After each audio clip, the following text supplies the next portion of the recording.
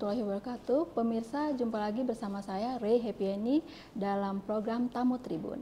Di kesempatan hari ini kita kedatangan tamu yang istimewa, yaitu Bapak Dokter. Saya harus baca di sini nih karena panjang sekali nih gelarnya. Yaitu Bapak Dokter Insinyur Haji Ahmad Rizal, SH, MH, FCB ARB, FII ARB. Nah, dijelasin dulu nih Pak ya. Jadi Pak Dokter Ahmad Rizal Bapak Dokter Insinyur Haji Ahmad Rizal, SH, MH, FCB ARB, FII ARB adalah Wakil Ketua BANI Palembang. Nah, Bapak kenalan dulu dong sama Pak Ahmad Rizalnya. Bisa jelasin tentang banyak sekali teman-teman dari namanya Bapak ini. Kalau yang gelar itu kan sudah biasa, tapi yang di ujung itu adalah fellow yang dikeluarkan oleh sebuah institusi, di mana kalau kita contoh yang lebih gampang, dokter itu ada fellow juga dari Australia, dari mana. Jadi kalau dia dokter bedah misalnya di Jakarta, dia dapat fellow dari Australia, maka dia juga bisa beroperasi di rumah sakit di seluruh Australia. Jadi fellow itu diakui oleh lembaga untuk melaksanakan sengketa di lingkungan lembaga itu. Jadi juga di Singapura ada mengeluarkan FSIARB, dari Malaysia juga mengeluarkan. Nah di Indonesia bagian dari Asia Pasifik itu Fellow Indonesia Institute of Arbitration tadi. Nah kalau Fellow Charter itu dikeluarkan lembaga yang lain lagi. Jadi kita bisa melaksanakan atau diakui recognition seseorang tentang keahliannya untuk menyelesaikan suatu sengketa. Itu fellow-nya. Itu didapatkan biasanya kita dilihat dengan latar belakang kita, misalnya saya sudah menyelesaikan sekian puluh perkara, kemudian jadi ketuanya berapa, kemudian arbitrase sengketanya internasional, kemudian tidak pernah ada gugatan, tidak pernah ada pembatalan. Orang melihat dari latar belakang di situ, baru dia diberikan suatu penghargaan fellow untuk dipakai sebagai keahliannya. Yang dokter ini? Yang fellow, FCB, ARB, dan FCB, ARB, dan FII. Itu singkatannya apa Pak? FCB, ya, Fellow Chartered BANI Arbitration. Fellow Chartered BANI Arbitration, FII, ARB? Fellow Indonesia Institute of Arbitration. Nah, kalau yang saya dulu sebenarnya kalau mau cerita latar belakang, saya engineer, saya insinyur lulusan dari Universitas Katolik Parahyangan. Kemudian tahun 2010 saya dilamar oleh BANI untuk menjadi arbiter, dan saya menjadi arbiter. Di situ saya kadang-kadang kesulitan juga untuk membuat pertimbangan hukum kalau memberi putusan, sehingga saya mengambil jurusan yang baru lagi, mengambil jurusan hukum, ya dari S1, S2 sampai S3-nya di bidang hukum. Jadi saya bisa tanpa bantuan orang ahli hukum pun saya bisa membuat suatu putusan kalau misalnya saya dipercaya untuk menangani sengketa. SH, MH sama doktornya ya? Ya, jadi itu. Dari mana itu Pak SH-nya? Dari mana? Saya terakhir itu di Pajajaran. Terakhir di Pajajaran. Jadi itu tadi kalau kita mau cerita banyak panjang gitu bagaimana saya jadinya sekolah lagi, ya gara-gara terdorong oleh jadi arbiter ini. Karena arbiter itu harus punya keahlian tertentu di bidangnya, dan kemudiannya punya pengetahuan di bidang hukum supaya dia lebih membuatnya lagi lengkap apabila dia jadi seorang arbiter. Jadi artinya Bapak tuh sebenarnya di hukum ya, bukan di insinyurnya tadi, apa background insinyur? Ya insinyur teknik sipil. Justru di situ orang lebih senang mencari seorang boleh dibilangin penegak hukum ya kita tuh ya, membuat satu putusan yang mengerti juga bidang teknik. Kalau SH saja kan kalau misalnya dia menyelesaikan sengketa membangun jembatan, orang SH kan cuma melihat perjanjiannya, tapi kalau orang insinyur juga, sudah SH, dia insinyur juga, dia bisa mengetahui di mana sebenarnya kesalahan jembatan ini tidak selesai, salah si pemborong atau salah yang memberi kerja. Nah di situ makanya arbitrase itu lebih menarik dari pengadilan, kalau mau kita cerita nanti di awalnya. Menarik sekali ya, panjang nih kalau di dalam. Tapi karena kita sekarang temanya adalah BANI Arbitration Week, jadi kita masuk untuk yang soal Bapak detailnya kita lanjut mungkin di kesempatan berikutnya ya Pak ya. Nah jadi mungkin kita mau tahu tentang BANI nih secara umum ya, awal BANI mungkin bisa diceritain ya Pak ya. Jadi BANI itu kepanjangan jadi Badan Arbitrase Nasional Indonesia. Jadi BANI ini dilahirkan oleh Kadin Indonesia di tahun atau tepatnya 47 tahun yang lalu. Ya.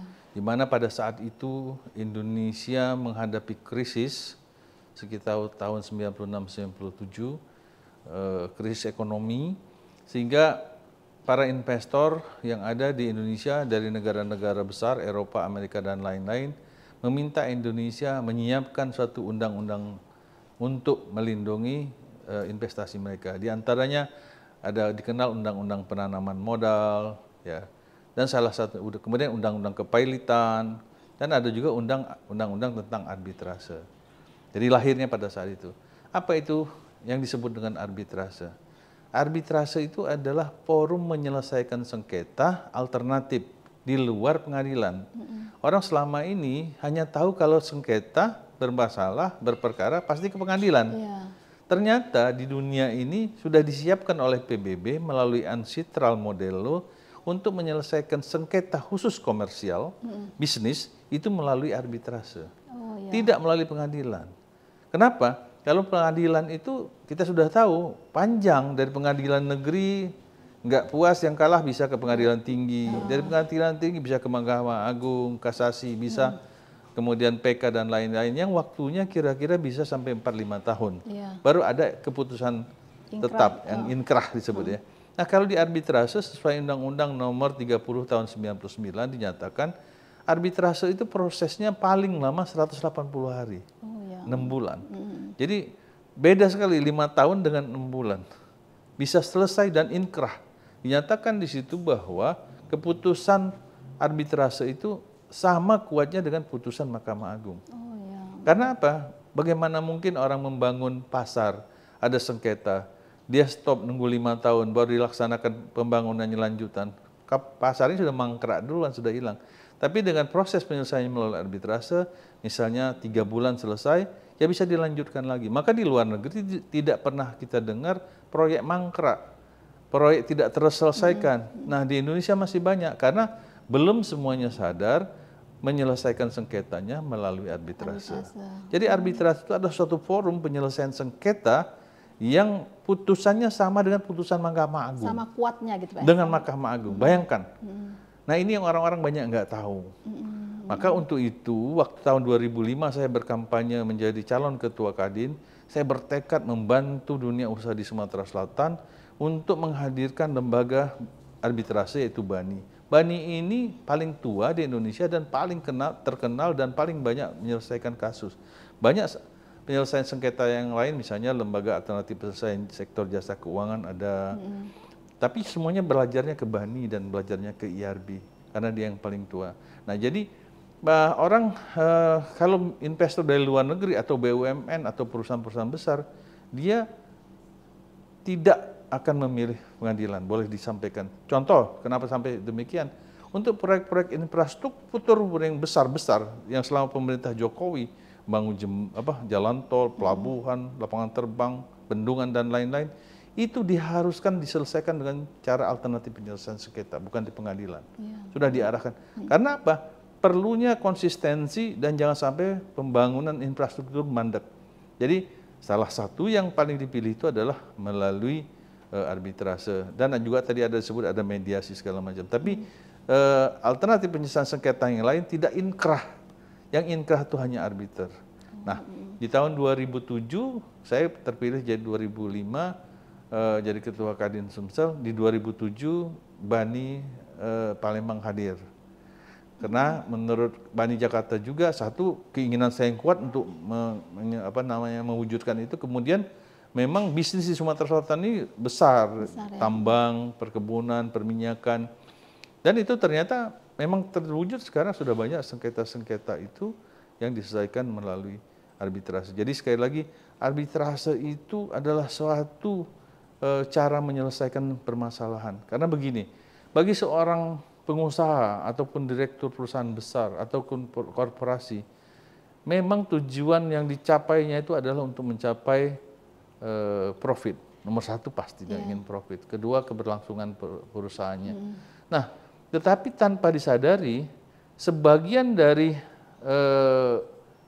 keberhasilan itu tidak semuanya 100% berhasil menjadi profit, malah menjadi sengketa. Sengketa. Kenapa muncul sengketa? Bisa saja proyeknya tidak selesai. Atau selesai tapi tidak tepat waktu. Atau selesai tapi speknya salah. Atau malah mengerjakan sesuatu yang tidak ada dalam kontrak. Itu kalau kita cerita mengenai One Prestasi.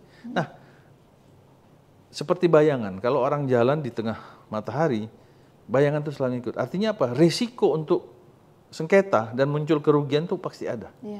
Nah, maka itu bagi perusahaan-perusahaan yang besar yang sudah paham tentang bagaimana memanage permasalahan seluruhnya termasuk sengketa, dia sudah mempersiapkan dalam bentuk kontraknya di pasal perselisihan, dia langsung mencantumkan untuk penyelesaian sengketa melalui arbitrase. Kalau perusahaan-perusahaan yang belum mengerti, maka kita perlu dilakukan sosialisasi seperti ini kepada perusahaan-perusahaan di Palembang yang sudah mengerti, kita perdalam lagi, yang belum mengerti kita kasih tahu, oh ini ada loh. Ya.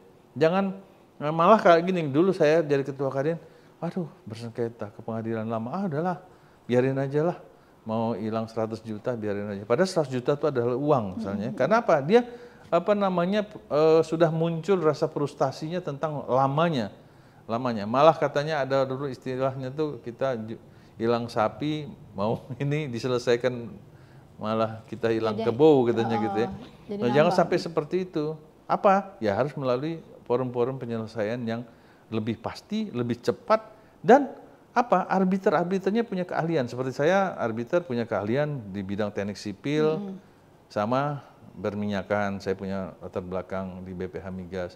Ada arbiter tuh malah ahli tentang satelit, ada ahli asuransi, ya macam-macam. Jadi keahlian. Tinggal yang mau sengketa ini milih siapa arbiternya yang menurut dia paham, yang mengerti kasusnya itu, mengerti sengketa di bidang bisnisnya itu.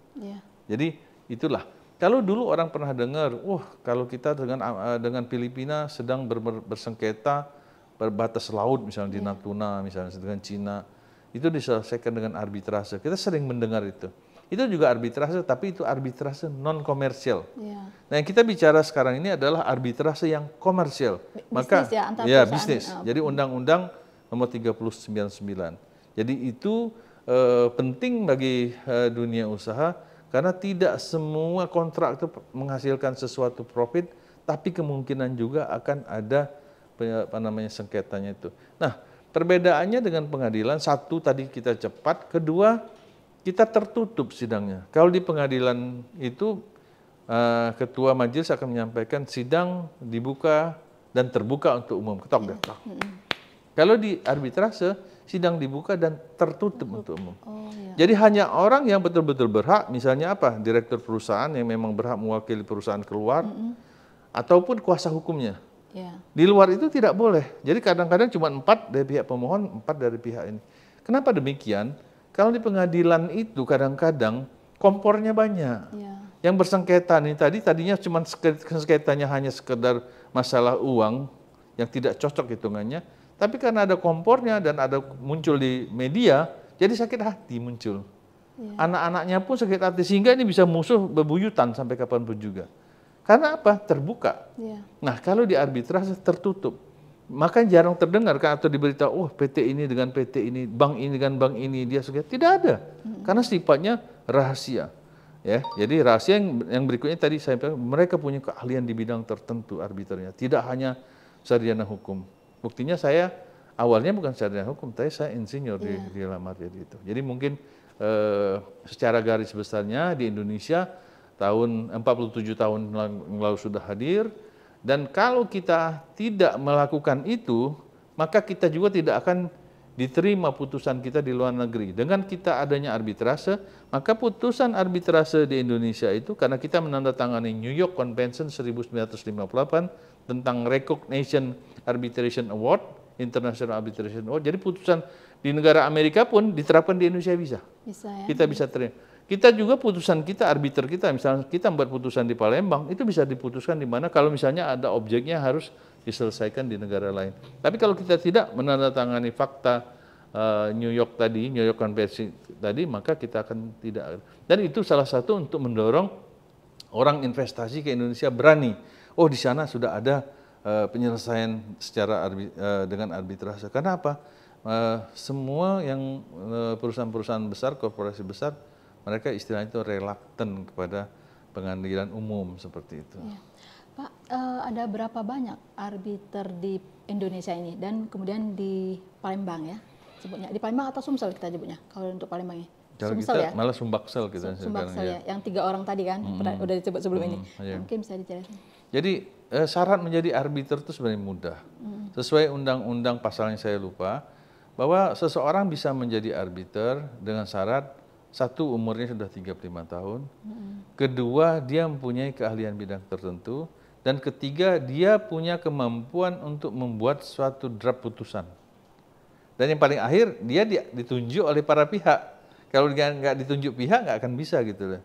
Maka trusted seorang untuk kepada kita menjadi arbiter itu, ya memang harus dilihat integritas kita, kemampuan dan dia.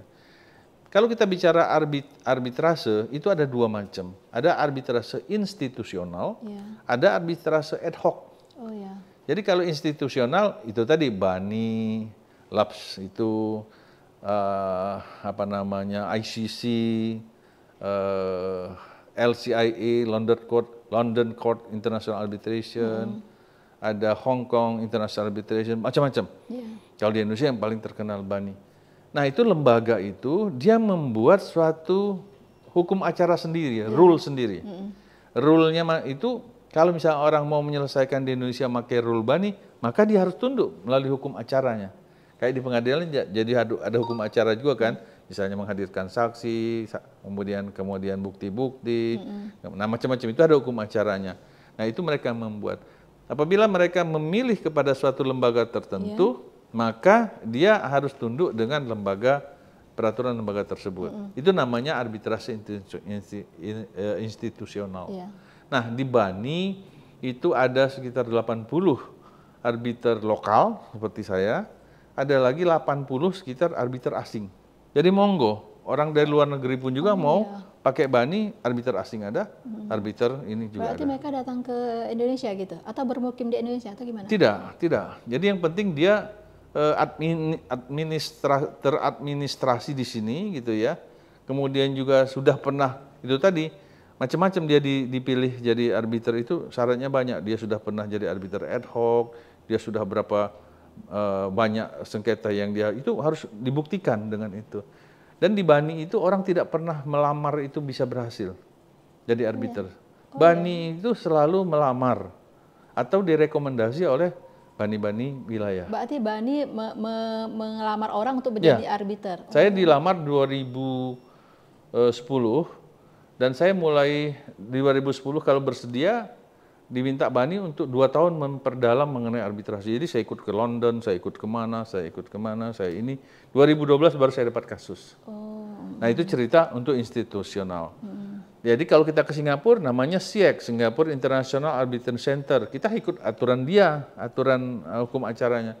Kalau kita ke Jepang juga ada, ke Australia juga ada. Jadi masing-masing negara punya. Atau mau pakai yang punya PBB, Ancestral Model Law dipakai. Atau pakai yang dibikin oleh ICC, International Chamber of Commerce.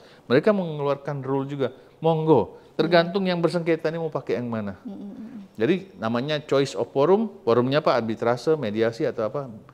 Jadi kemudian choice of law, hukumnya apa? Hukum Indonesia atau choice of seat of arbitration. Mau di Indonesia pakai punya BANI atau segala macam. Nah, kalau kemudian kita cerita mengenai arbitrase ad hoc. Arbitrase ad hoc ini adalah trustee daripada pihak, misalnya Tribun Sumsel bersengketa dengan Rambang, contoh lah misalnya kayak gitu ya. Di klausulnya tidak nyebut ke pengadilan, tidak nyebut ke BANI, hanya arbitrase. Nah di sini kemungkinan akan ad hoc. Maka di sini orang tahu, oh Pak Rijal arbiter.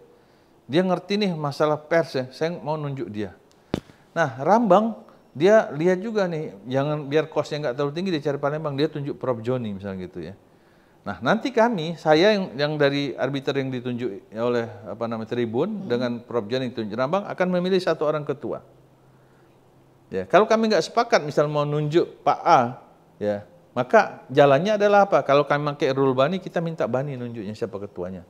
Maka kita akan menyelesaikan sengketa itu secara ad hoc. Saya pernah ditunjuk oleh ad hoc pengadilan sini karena ada suatu kasus yang dimana pasal penyelesaian sengketa nggak jelas bahwa akan diselesaikan secara arbitrase, dibawa ke BANI ditolak karena nggak nyebut BANI-nya, di ke pengadilan ditolak karena nggak boleh katanya. Kalau arbiter sudah pasal 3 Undang-Undang 30 tadi menyatakan pengadilan tidak berhak apabila sudah ada klausul arbitrase, ya tidak bisa ikut campur lagi. 5 tahun nggak bisa kemana-mana. Akhirnya minta namanya fatwa ketua pengadilan di sini. Ketua pengadilan itu berhak untuk menunjuk seseorang menjadi arbiter atau 3 orang majelis untuk menentukan sengketa itu supaya ada kepastian hukum. Nah caranya apa? Biasanya mereka akan minta ke BANI 3 orang itu. Nama orang siapa? Ahli engineering di bidang jalan raya. Kan nanti muncul nama si A, si B, si C. Orang tinggal pilih. Ketua pengadilannya, oh dah ini pilih aja. Nah saya pernah ditunjuk seperti itu, malah saya tunggal 1 orang. Jadi arbiter ad hoc tunggal. Jadi sendiri memutuskannya sendiri. Sendiri memutuskannya. Itu ada namanya. Biasanya kasusnya tidak terlalu besar ya. Kalau itu kalau misalnya pelik besar biasanya bertiga jadi majelis. Nah, dengan saya ditunjuk majelis, saya tunjuk sebagai arbiter tadi tunggal, saya memanage sendiri. Artinya apa? Saya menunjuk seorang sekretaris, ya. Kemudian sekretarisnya lah yang mengatur di mana sidangnya, kapan waktunya, ya. Itu saya biasanya milih ruangannya supaya netral. Kalau saya nggak bisa minjem punya BANI karena BANI penuh ruang sidangnya, maka saya pilih hotel. Saya pilih business center hotel. Saya sidang di sana. Jadi saya sering pakai hotel-hotel di Palembang ini menyidangkan sengketa. Nah nanti waktu di putusan, karena sifatnya tertutup tadi, si sekretaris ini harus disebut bahwa ini dibacakan pada tanggal ini, ditandatangani oleh ketua, dihadiri oleh para pihak, dan sekretaris namanya Mbak Ririn misalnya seperti itu, harus disebut. Karena tidak boleh ada orang lain hadir di situ. Oh, yang menservis makanan pun kita setelah selesai kita suruh keluar, baru kita lanjut lagi. Hanya 2 pihak yang bersengketa itu sama arbiter dan sekretaris. Sekretaris. Jadi kita punya manajemen sendiri bagaimana mengatur. Nanti sampai putusan selesai itu harus didaftarkan ke pengadilan tempat yang kalah. Nah itu. Jadi kita kalau saya dulu, makanya saya belajar lagi hukum supaya bisa membuat pertimbangan hukumnya sendiri. Kalau saya jadi arbiter ad hoc tunggal, nggak ngerti hukum, repot kan? Maka saya belajarlah dari awal lagi. Nah, itulah kelebihannya, kemudahan-kemudahan, kemudian kecepatan waktu, kemudian kenyamanan. Ya sidang di hotel, malah orang minta di Bali aja deh, kita di pinggir pantai misalnya gitu ya. Tapi orang lain nggak tahu kita bersengketa di sebelah situ, boleh. Asal dua-duanya sepakat dan tidak ada pihak lain yang mengetahui kita sedang sidang di situ. Saya cuman mutusin perlu 3 bulan saya kasih putusan. Dan di tahun 2000. Mulus ya Pak ya? Mulus ya? Tidak ada. Putusan saya tidak digugat sama sekali lagi untuk kemana. Itu tahun 2022 akhir. Ya, jadi luar biasanya sengketa segitu besar, tapi kita punya teknik menyelesaikannya dan punya latar belakang keilmuan untuk menyelesaikannya itu hanya dalam kurun waktu 3 bulan yang 2 triliun bisa selesai. APBD Sumsel itu 2 triliun kalau nggak salah. Besar. Pernah 2 triliun. Luar biasa. Proyek sendiri ratusan triliun. Ini klaimnya cuma 2 triliun. Jadi di Sumatera ini banyak loh proyek ratusan triliun juga banyak. Luar biasa. Dan itu nggak pernah terekspos di media. Nggak bisa. Makanya arbiter nggak bisa tahu karena kami sudah punya komitmen bahwa kami harus menjaga itu tadi sifat-sifat arbitrase itu tadi, kerahasiaan dan lain-lain. Jadi orang mau sembelih leher kita juga, mau nyebutin apa, kita nggak bisa gitu loh. Ya, kita punya dasar hukumnya gitu ya? Bukan dasar hukum, kita punya kode etik. Oh, kode etiknya. Kode etik ya salah satunya secara umum memang sifatnya tertutup dan tidak boleh disebar luas. Dan kalau kita melanggar, kita bisa di sidang etik. Gitu.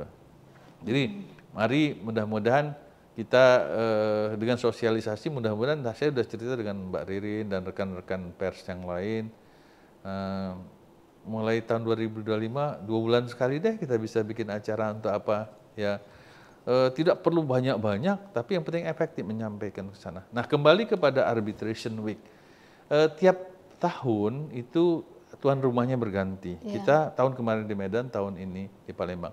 Tetapi rangkaian ini banyak. Di Surabaya hari ini ada seminar tentang arbitrase dikaitkan dengan AI. Oh ya. Kemudian di Bandung hari Senin ada cyber crime.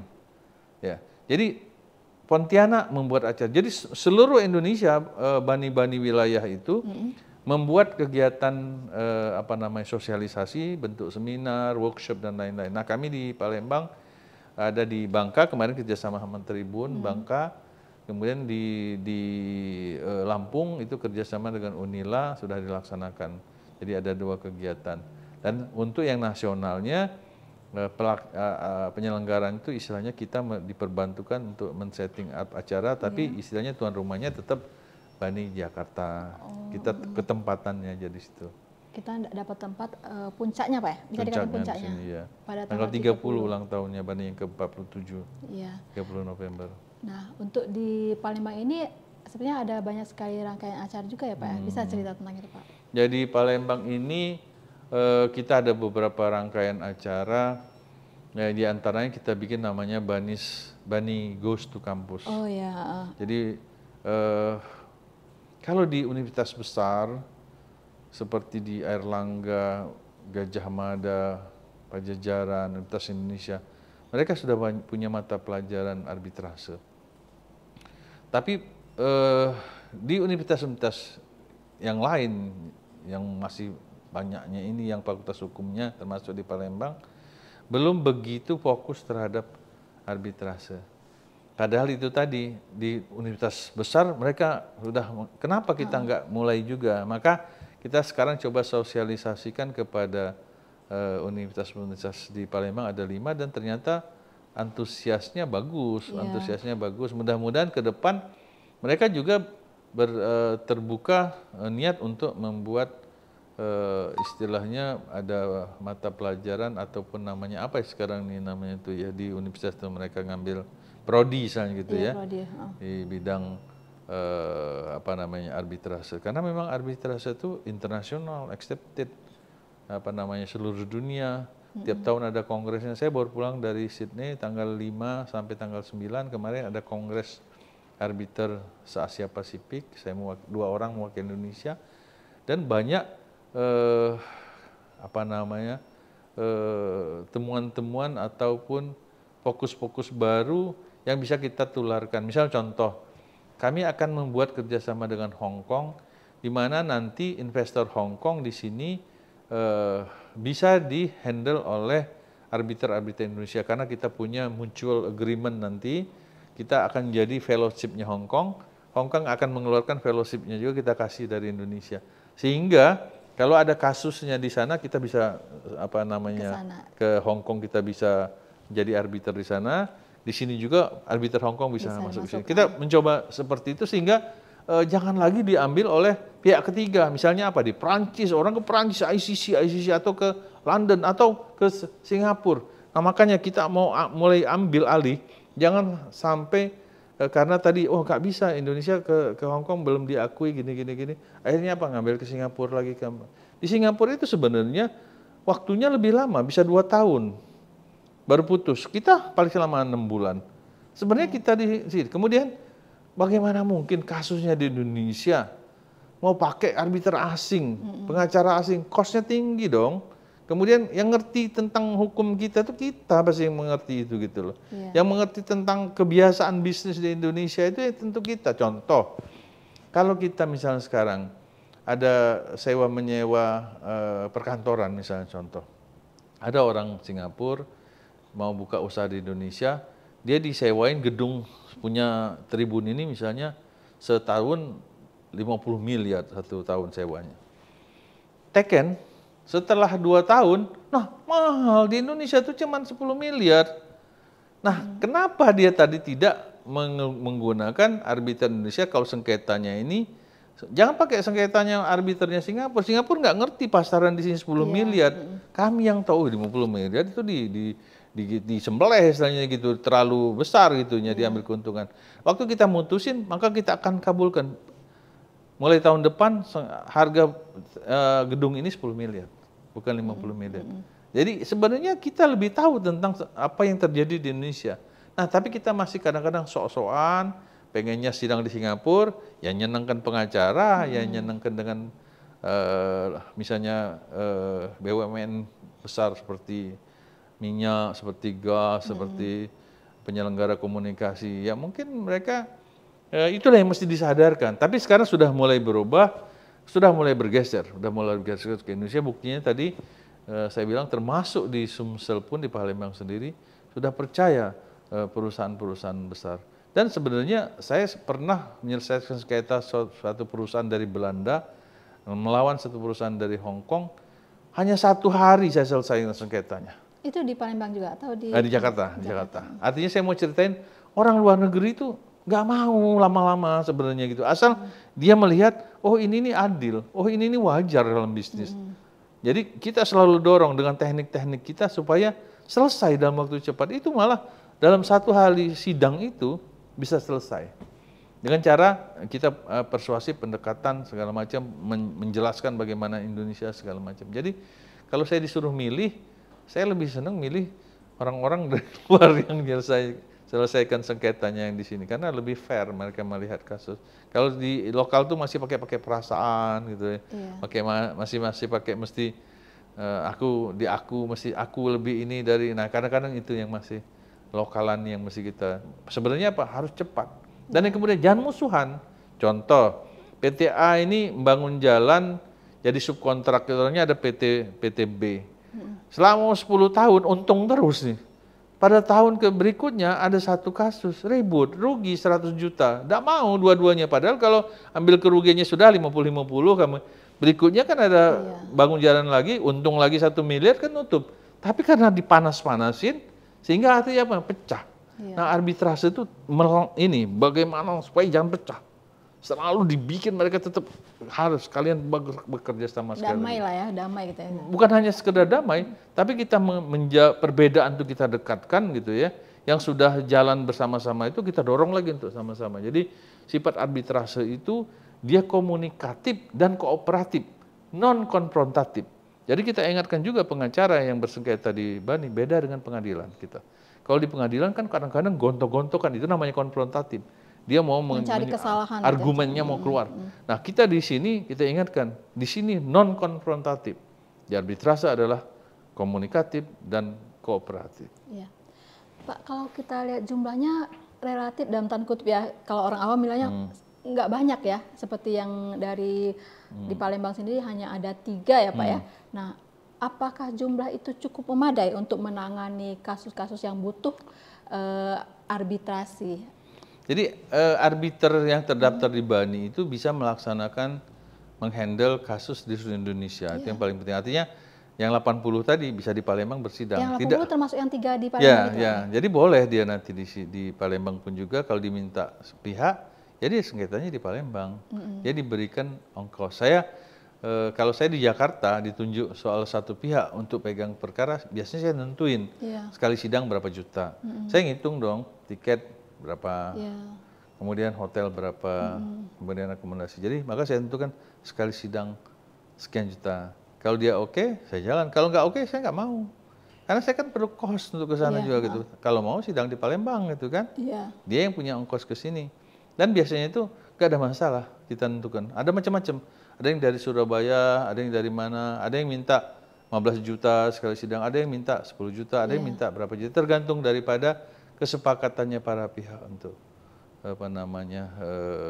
membuat dealnya seperti itu gitu, tanpa diberatkan. Artinya untuk angka itu bukan sesuatu yang urgent gitu ya? Bukan, jadi tetap aja angka itu perlu, tapi tidak juga untuk memberatkan gitu ya. Adalah hal yang wajar. Ya misalkan bisa dihitung ongkos tiket berapa bolak-balik ya gitu ya. Kemudian hotel berapa di Jakarta yang sesuai dengan kelas si arbiternya itu. Gitu loh. Itu kaitan dengan saya ngaitkan lagi dengan pertanyaan saya yang soal jumlah arbiter yang relatif dan tanda kutip ya untuk dibandingkan skala Indonesia yang sangat besar ini hanya ada yang saya bicara BANI ya, arbiter BANI ya. Kalau berarti arbiter tadi boleh siapa saja yang menyatakannya dia sebagai arbiter asal dia sudah umur 35 tahun. Kedua, dia punya latar belakang bidang tertentu minimal pengalaman 15 tahun dan dia punya keilmuan di bidang arbiter. Nah, saya cerita sedikit. di Indonesia BANI ini membuat satu lembaga pendidikan pelatihan namanya IARBI, Institut Arbiter Indonesia. Saya wakil ketuanya di Jakarta. Jadi alumninya sudah 1.000 orang. 600 orang doktor, ya, 300 orangnya itu S2, sisanya S1. Dan dari 1.000 tadi sudah ada 70 orangnya guru besar, profesor. Jadi bayangin ya, mereka ingin belajar dan ingin menjadi arbiter. Dengan mereka sudah mengikuti pelatihan tingkat dasar dan tingkat lanjutan, kemudian dia ujian lulus, maka dia bisa kita anggap dia sudah mampu menjadi seorang arbiter. Dia menjadi arbiter ad hoc, dia sudah mampu. Karena kita sudah tes dan kita sudah ajarin. Dan pendidikan itu memang cukup mahal gitu ya. Kalau di luar negeri ya sampai puluhan juta gitu setiap satu tahapannya itu seperti itu. Nah di Jakarta nggak terlalu mahal, tapi juga tidak murah juga gitu loh. Kita sudah ada namanya IARBI, itu dihadirkan oleh BANI di tahun 2012 di Palembang waktu tuan rumah Arbitration Week. Jadi ini 2012, sekarang 2024 ya, 12 tahun kembali ke Palembang. Pada saat 2012 itu IARBI lahir. Dan IARBI sudah punya 1.000 alumni dengan yang alumninya punya klasifikasi seperti itu. 70 guru besar. Belajar mereka di IARBI.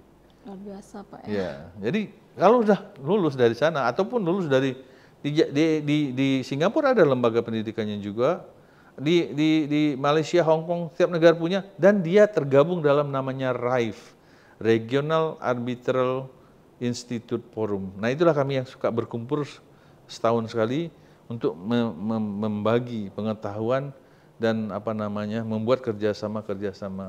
Nah itu tahun ini di Sydney tadi, tahun depan di Tokyo, jadi mereka pindah masing-masing negara. Saya kebagian di 2017 jadi tuan rumah kami dulu IARBI di Shangri-La, Jakarta.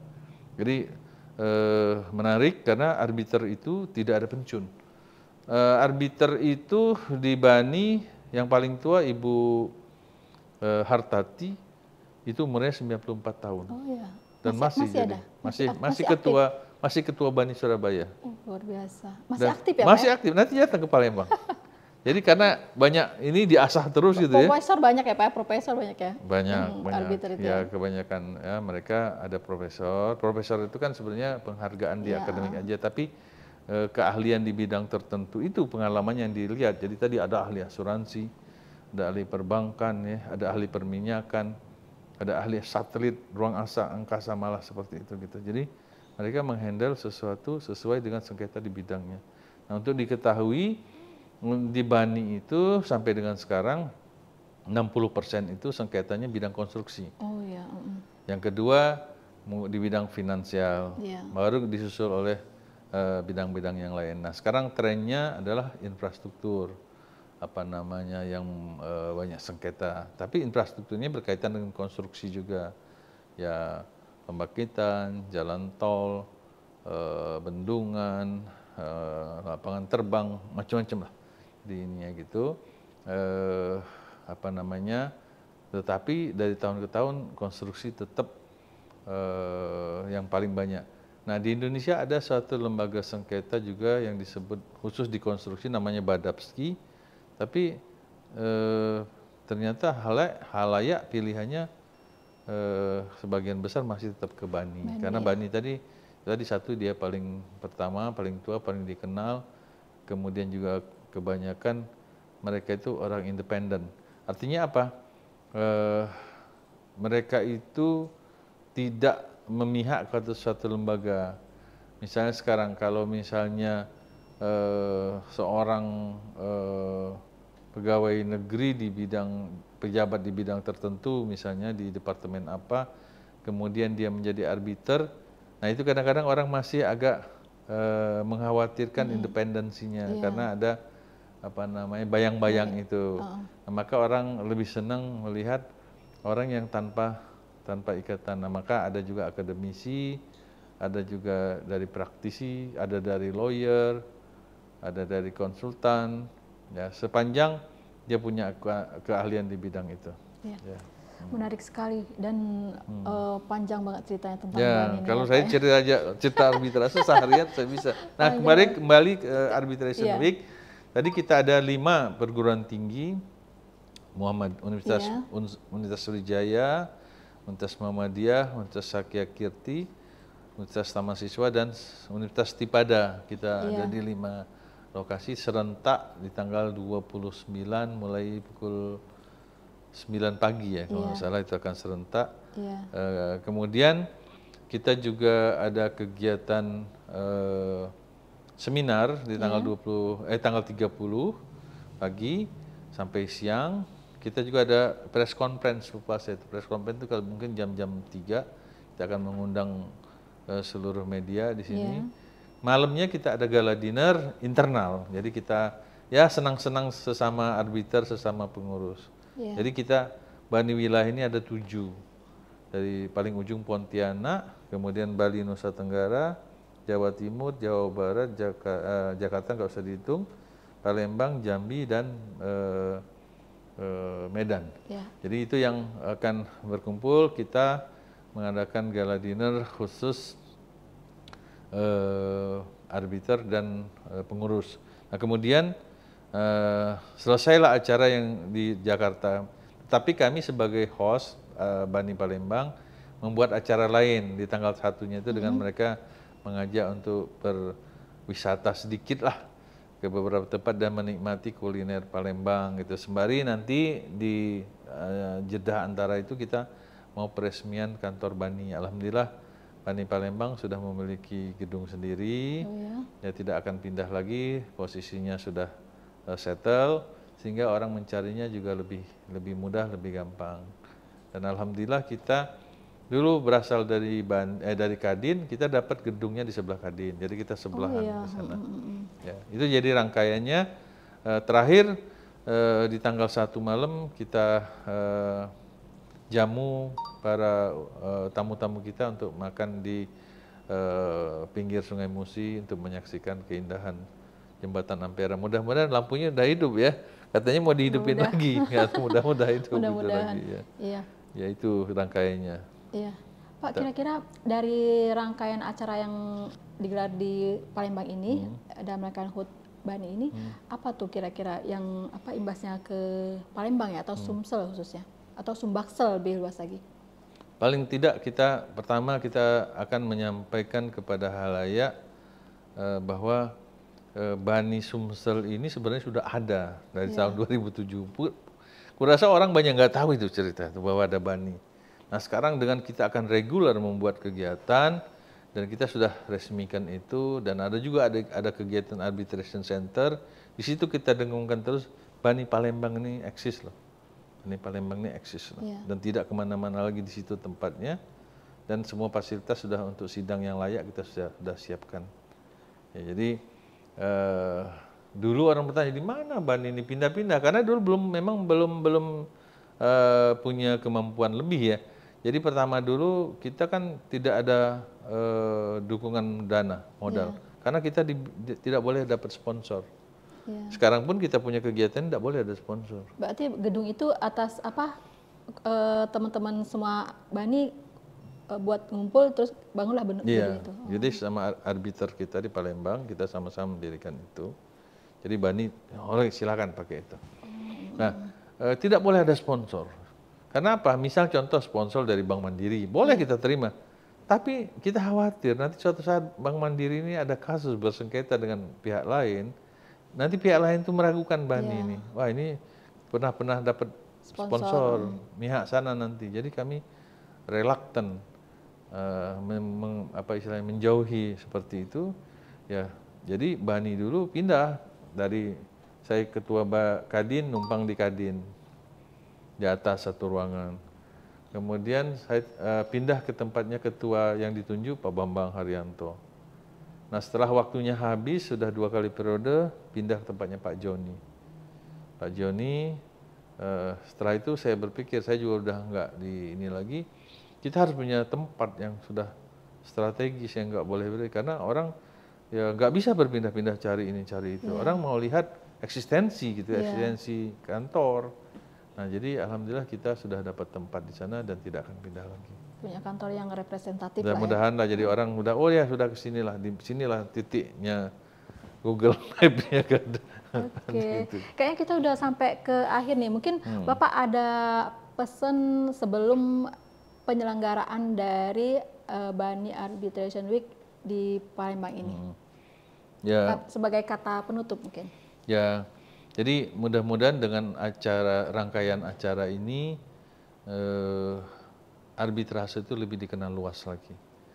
Jadi kata orang tak kenal maka tak sayang. Nah, kita akan mencoba membuat mereka para pengusaha khususnya dan pemerintah daerah dan juga BUMN yang ada di Sumatera Selatan, mari tidak usah lagi bersengketa ke Jakarta, apalagi sengketa ke Singapura. Sengketanya di Palembang saja. Tentu cost-nya akan lebih murah, kemudian juga arbiternya juga ada di sini. Ya kalau terpaksa harus import, jangan import luar negeri, import dari Jakarta saja arbiternya. Jadi mau arbiter ad hoc pun juga dengan memakai ruangan BANI, monggo. Jadi ada segala sesuatu yang berkaitan arbiter, baik institusi maupun ad hoc, BANI Palembang siap mendukungnya itu. Dan mudah-mudahan ke depan kita akan mencoba BANI bekerja sama dengan IRB untuk mengadakan pelatihan calon-calon arbiter di Palembang yang berniat untuk menjadikan dirinya punya keahlian, ada suatu profesi di bidang itu. Mudah-mudahan dalam waktu dekat kita akan wujudkan semua rencana-rencana dan harapan kita dukungan dari pihak teman-teman di Tribun, Kompas, Gramedia Group untuk terus sama-sama membuat legacy ke depan, walaupun kita sudah tidak ada lagi, paling tidak kita sudah membantu para pengusaha, khususnya pengusaha kecil menengah yang tadinya takut ataupun frustasi terhadap peradilan, maka dia akan menjadi lebih yakin bahwa kalau saya mempunyai satu kesulitan dalam suatu perselisihan, ada lembaga yang bisa membuat mereka mendapatkan atau mencari keadilan di bidang komersial. Ya, itu ke BANI ya, Badan Arbitrasi ya. Nasional Indonesia. Ya, Palembang. Oke Pak, makasih sekali ya Pak ya atas penjelasannya, cukup membuka wawasan kita tentunya dan mudah-mudahan juga jadi inspirasi buat pemirsa. Saya kira mungkin sebatas itu dulu ya Pak ya. Baik, makasih saya diberi kesempatan. Iya, sama-sama Pak. Baiklah pemirsa, demikian tadi pembicaraan kita dengan, saya harus baca ini nih biar lengkap, dengan Bapak Dr. Insinyur Haji Ahmad Rizal, SH, MH, FCBARB, dan FIIARB, ya, Wakil Ketua BANI Palembang. Sampai jumpa lagi di kesempatan berikutnya. Assalamualaikum warahmatullahi wabarakatuh. Waalaikumsalam warahmatullahi wabarakatuh.